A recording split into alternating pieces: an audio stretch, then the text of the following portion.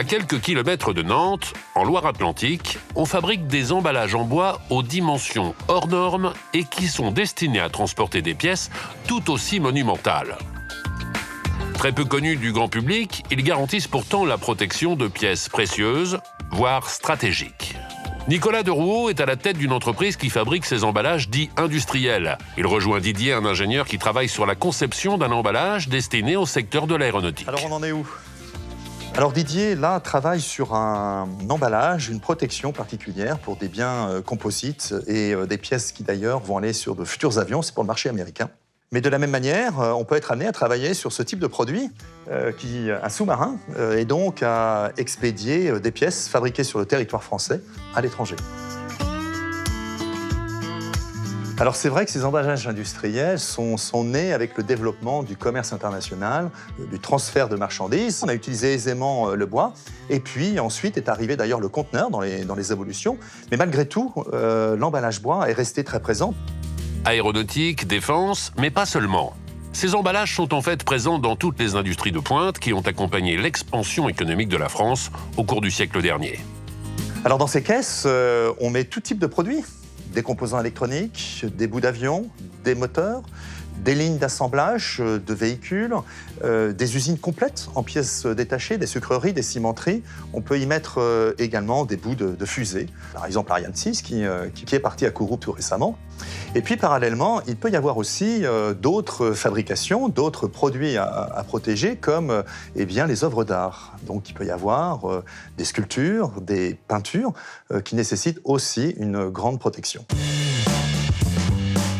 Et puisque ces objets sont destinés à voyager partout dans le monde, ils requièrent une attention toute particulière. On doit pouvoir les protéger, garantir cette intégrité lors du transport, de leur point d'origine jusqu'à leur point de destination. Et pour cela, on doit les protéger de tout type d'agressions, les chocs, les vibrations, éventuellement des agressions aussi chimiques.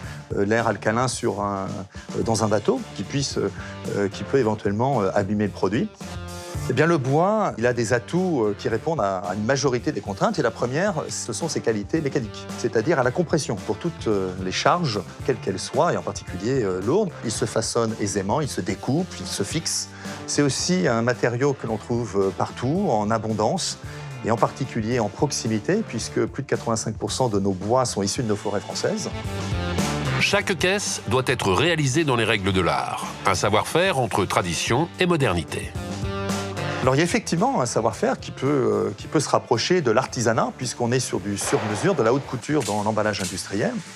Et puis à côté, on a eu aussi des évolutions sur les process. Alors d'abord, on profite pleinement du numérique, avec tout ce qui est les dessins assistés en 3D pour concevoir la géométrie des objets et la protection adéquate. Ces logiciels 3D, COM, technicien industrialisation, s'en sert justement pour analyser les produits à emballer.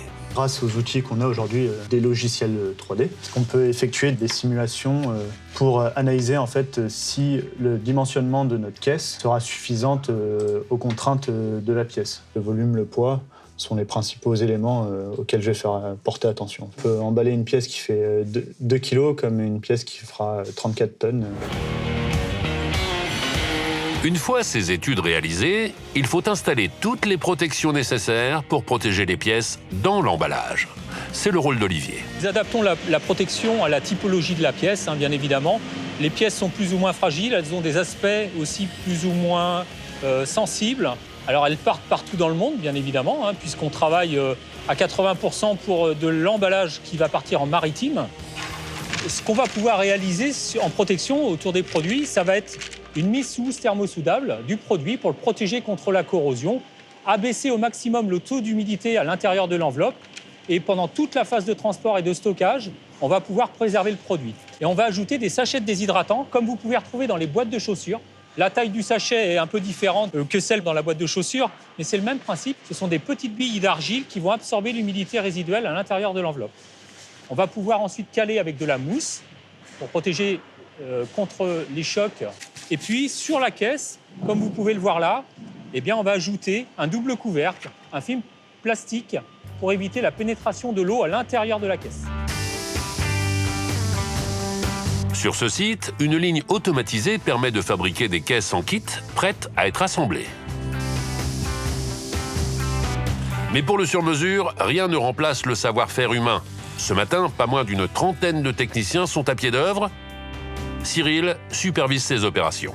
Une fois que vous avez fini de monter tous les panneaux, il faudrait me la monter, mettre le couvercle, et après je pourrais l'acheminer de l'autre côté. Donc là, on est sur la première phase, c'est la phase de débit. Une fois que le bois est débité, on passe au montage des caisses pour pouvoir ensuite les acheminer de l'autre côté pour faire l'emballage final.